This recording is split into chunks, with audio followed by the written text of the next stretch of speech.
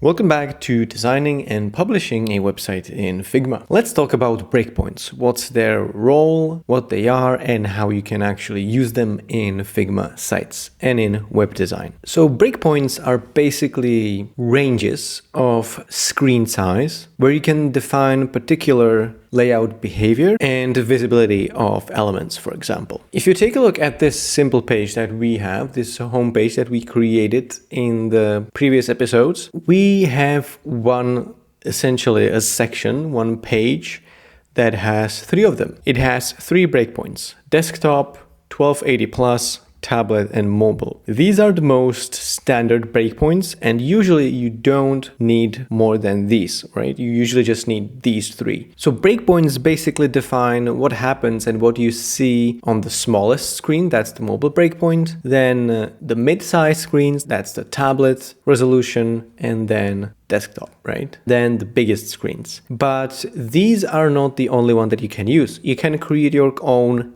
custom breakpoints. So for example, if I were to create another page, I'm going to go down here to the toolbar in Figma Sites and I'm going to click web page. Now I can click and place a new page. For example, let's do right here. And this creates a new, like a placeholder for a new page on our website. And right now we can see that it only essentially has one breakpoint: desktop primary. So this is not optimized at all for tablet or mobile. We can then copy, let me just copy the headline and the button, select both of these, Command C, select this breakpoint on this new page, and Command V. Let's just center those, right. Let's call this page /breakpoints demo. So when I now launch the prototype for this specific page, you can see that as I increase and decrease the size of the screen, the layout stays the same. So let me just actually type in desktop, right? This is a desktop breakpoint. And when I shrink the screen, nothing happens. It essentially just cuts off the layout at the minimum size, which is 1280 minimum width. And then it just crops the layout. Now, obviously this is not ideal, right? So let's just continue. Let me just add a tablet breakpoint. And you can see that it created this kind of a range that's like 1 to 1279. So this means that if I go below 1280, it is no longer cropping the layout. Actually it is, but at a much smaller size. So let me actually just change this headline to say tablet so you can see the difference, right? This is desktop, then this is tablet, right? So we have desktop and then under 1280, right? Under 1280, because this is 1280 plus and this is 1 to 1279, we're gonna get tablet, right? It immediately switches over to tablet. Now, ideally at around this size, we would wanna switch to mobile. We can do that. We can add a mobile breakpoint, but obviously this is not the ideal situation that we have going on here. So from 320 width of the screen up to, I'd say, around 700, this doesn't really work. So what we need to do is basically we need to define a different layout. So let me just move this below the headline. The headline, let's move it somewhere around here, maybe center it, right? And maybe rewrite this to mobile. And let's also center the text. Let's center it all. So now when I actually shrink and expand the screen, right, 1280, and now we have mobile below 800, we basically have mobile. You can see that this works better, right? This is preferable, definitely. But these are not the only breakpoints that you can have, right? As I said, you can create your own custom breakpoint. Right, so you can see that, for example, this breakpoint defines the layout for the minimum width of 375. But let's say you want to define a layout for a minimum width of 320.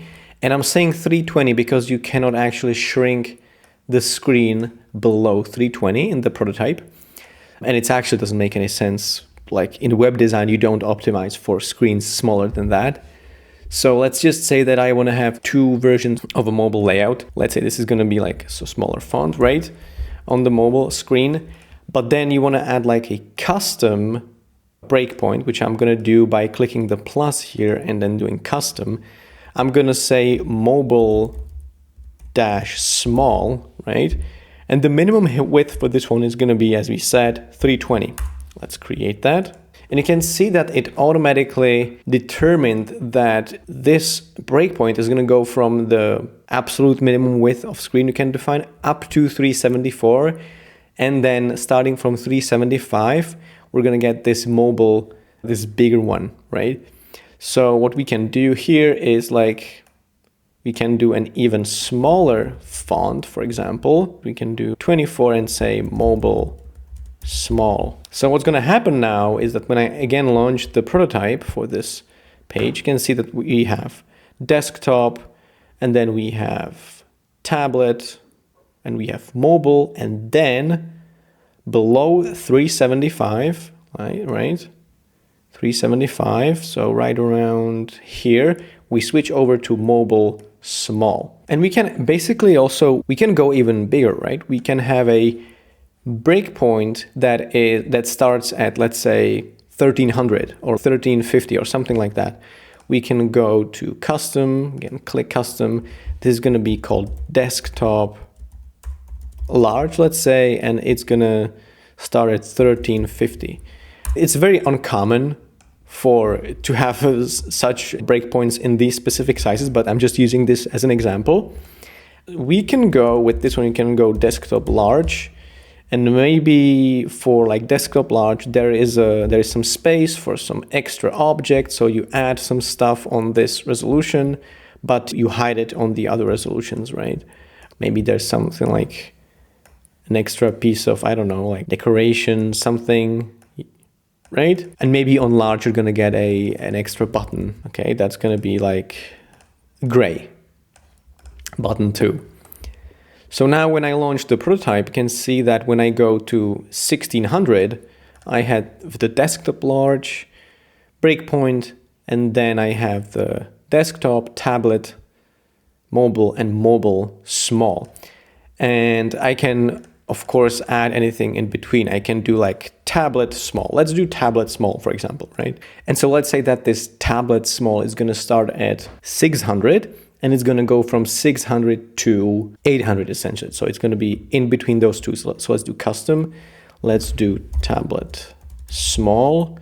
And it's going to be 600 minimum width. Let's put it here. And you can see that it automatically slapped it in between those two dimensions, those two breakpoints. I'm going to remove button 2 and this decoration. And we're going to say tablet small.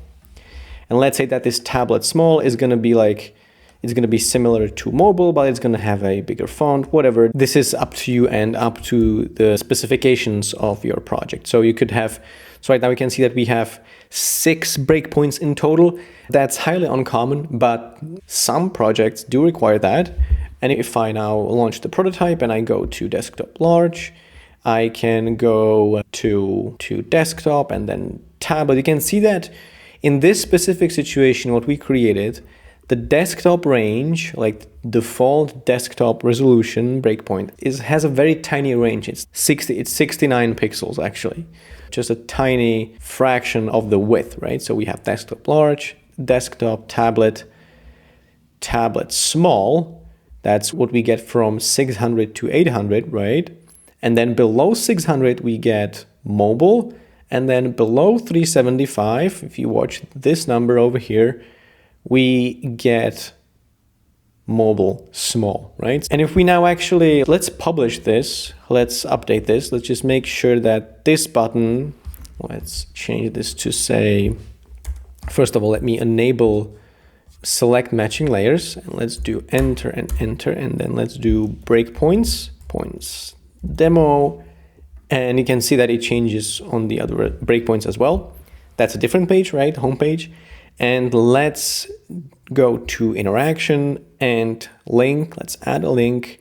and it's going to lead to breakpoints demo, right? So this is, if you're used to prototyping with Figma Design, this is the prototype mode, but we got the interaction instead of prototype, and the link is, you can basically just, the connections are basically made simpler because that's how websites work.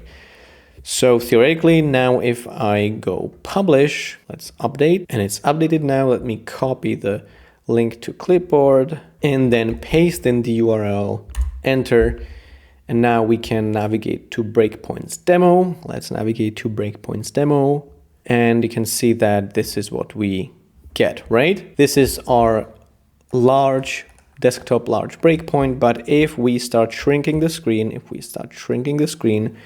we get desktop, tablet, tablet small, mobile, and mobile small. And we actually do not get mobile small because I cannot shrink that all the way down. But if we go to developer tools by pressing Command Option, I can then shrink this to desktop mobile small. You can see that it shrunk even the overall preview size. So yeah, let's go to mobile small. For some reason, it just shrinks it all together. I don't know why. But yeah, this is how you get to that breakpoint. So if you were to display this on a very small phone, you would get like iPhone SE from 2014, you would get the smallest breakpoints. All right, so hopefully this makes sense. Hopefully you understand how breakpoints work. What's important to understand is that usually desktop, tablet, and mobile is perfectly enough. But at the same time, if you have a project that requires more custom like layout organization across different screen sizes, then it's important to know that you can create your own custom breakpoints. But for all the design projects, web design projects that I did, I always just, these three were perfectly enough. All right, thanks for tuning in. If you need personalized help, you can book a session with me, live one-on-one coaching session. Go check the link in the description if you're interested. And of course, you can also download the source file for this. But yeah, I hope this is making sense so far. Thanks for tuning in, guys, and I will see you in the next one.